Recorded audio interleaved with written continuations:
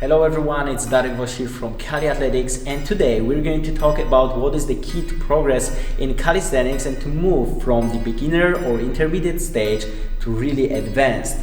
I see many people struggle with that, performing all the time the same exercises, so today we're going to find it out and let's get it started.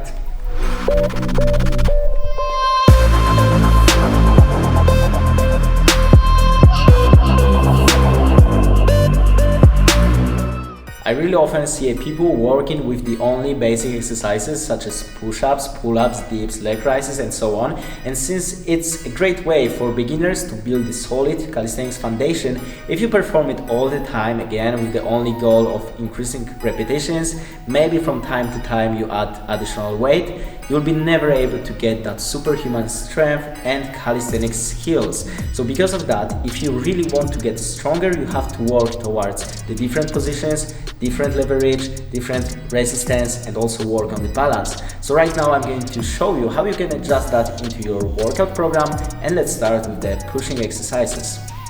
Okay guys, so right now I'm going to show you how you can proceed from a single push-up into the 90-degree handstand push-up, and obviously this will take a lot of time. But for example, you start off as a beginner working towards the basic calisthenics push-ups. Make sure that you squeeze your core, keep it tight, go with the full range of motion, keep the elbows in.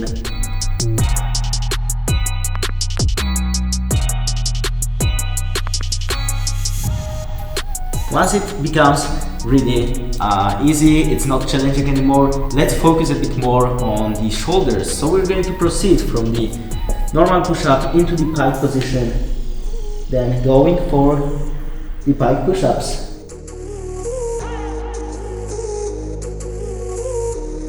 It's going to be way more difficult for you, but you can increase the intensity even more by trying to take off your legs over the time. So we're going to perform more difficult variation of pike push-ups that are going to really burn out your shoulders.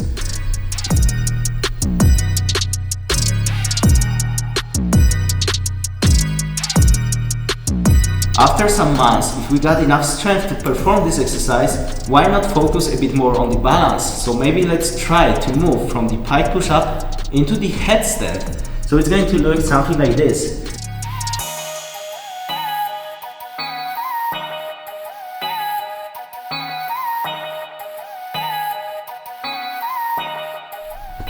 And even though it might be a bit more challenging and at the beginning you'll be not able to do that, do not give up. You can perform easier variation of that. So maybe let's move to the, let's say, easier variation of headstand. Let's do it in the frog, then one leg and then the full. So instead of performing it like that, do not give up. Let's try the easier variation.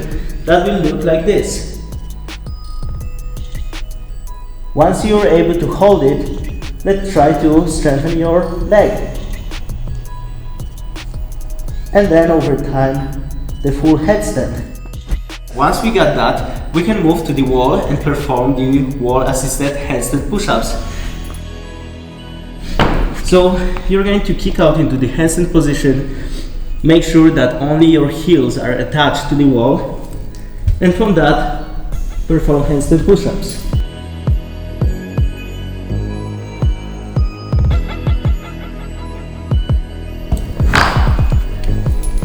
So guys, obviously this is a long-term process and you'll not be able to move from the basic push-up into the wall handstand push-up in only a few weeks. It's going to take a time, but what you have to remember about is that you have to get a goal in calisthenics, that you want to move to perform more difficult exercises and then set up a plan of how to achieve it. Look for the different exercises that I'm presenting you right now. So once we are able to perform it, let's now focus on not that much repetitions, but on the quality of movement and trying to perform the handstand push-up without the assist. So we're going to kick out into the handstand position.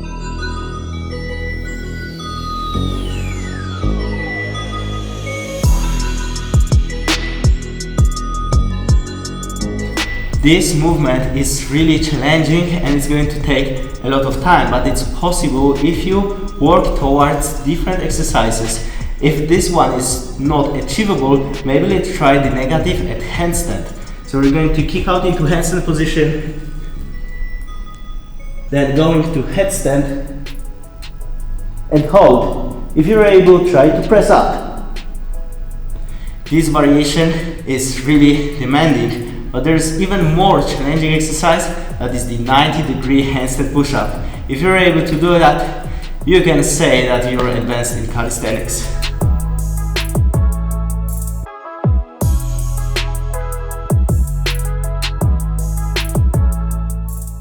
So guys, as you can see, calisthenics is a great sport and you have so many possibilities to perform the exercises. You don't only want to focus on increasing repetitions, as I said before, on getting stronger by adding a lot of weight. You can work on the balance, you can work on the control of each movement, you can work toward different calisthenic skills. There are no limits. So right now I'm going to show you how you can apply it into some of the pulling exercises. So guys, in calisthenics we got so many pulling exercises that are different from the pull-ups. So I'm not going to focus on pull-ups and the variations of pull-ups because you probably know that. Right now I'm going to show you the pulling exercises on the rings. So starting off with the Australian pull-ups. If you're a beginner, you're going to obviously perform it like this. Keep your core tight, retract, depress your scapulas, pull, make sure that your hip not goes up first. Not to help yourself like that, make sure to control the movement, perform it in a clean way. If you consider it's getting like really easy, you can perform it without any trouble, you have to make it more difficult. So the next step is that instead of placing your legs here, you're going to go all the way down and it's going to be way more difficult. If you're able, you can go even like that. If you work with that for a few weeks and are able to get more and more repetitions, we're going to make it more challenging. So I'm going to take a bench, going to place it under, going to place my feet on it, and then elevate my Australian pull-ups to make it more challenging.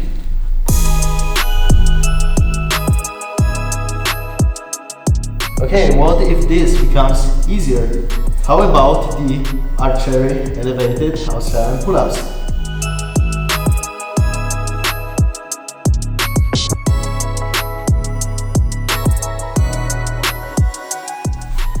As you can see guys, this exercise was already really demanding, but we can move to make it even more harder. So we can try to pull ourselves in a front tack lever position. So we're going to hang, make sure that your butt is aligned, and you're going to perform the pull-ups.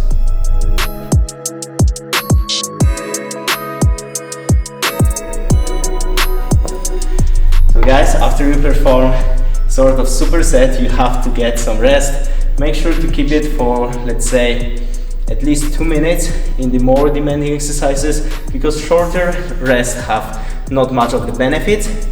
Once you rest, you can perform even harder exercise, that will be the L front lever pull-ups.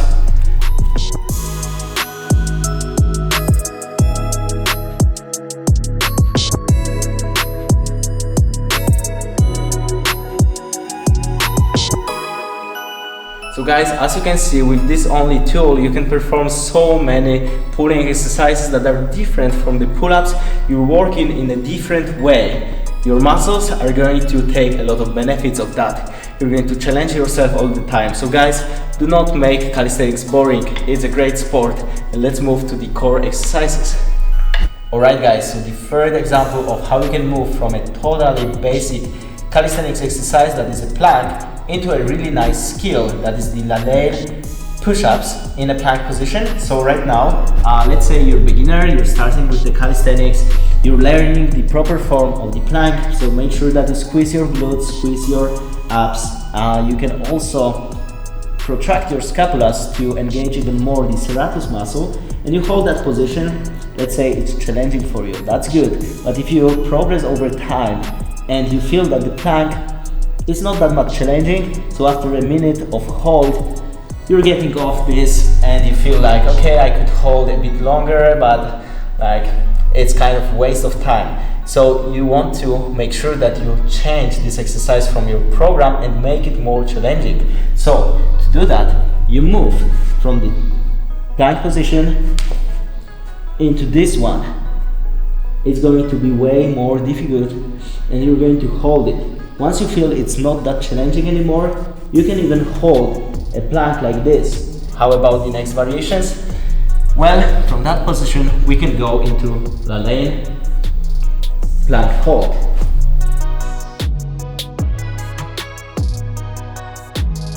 Okay guys, this one was a bit more challenging, but I got even more difficult exercise because we're going to also include concentric work. So not only the isometrics, but we're going to mix it. So we're going to go into the La Lane plank position and going to work on this.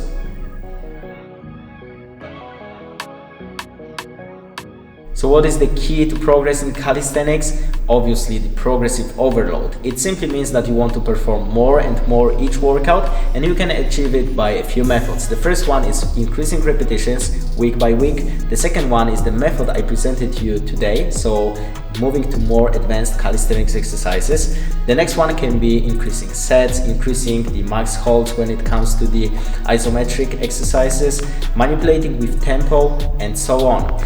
So what I thought is very important also, especially for beginners, and what I learned over my 4 years of calisthenics experience, is to track your progress. How you can achieve it? Today guys, I'm sharing with you the free Excel sheet file where you'll be able to write down all of your workouts. I'm using this tool when it comes to the working with my trainees during the one-on-one online coaching, and this is very effective. They are able to track the progress, compare week by week, because what I've noticed is that when you approach to the workout, you want to make sure that you know how you did the last one, so next time you're going to get better. You have this certain goal. So like 1 week ago I did 4, 5 repetitions.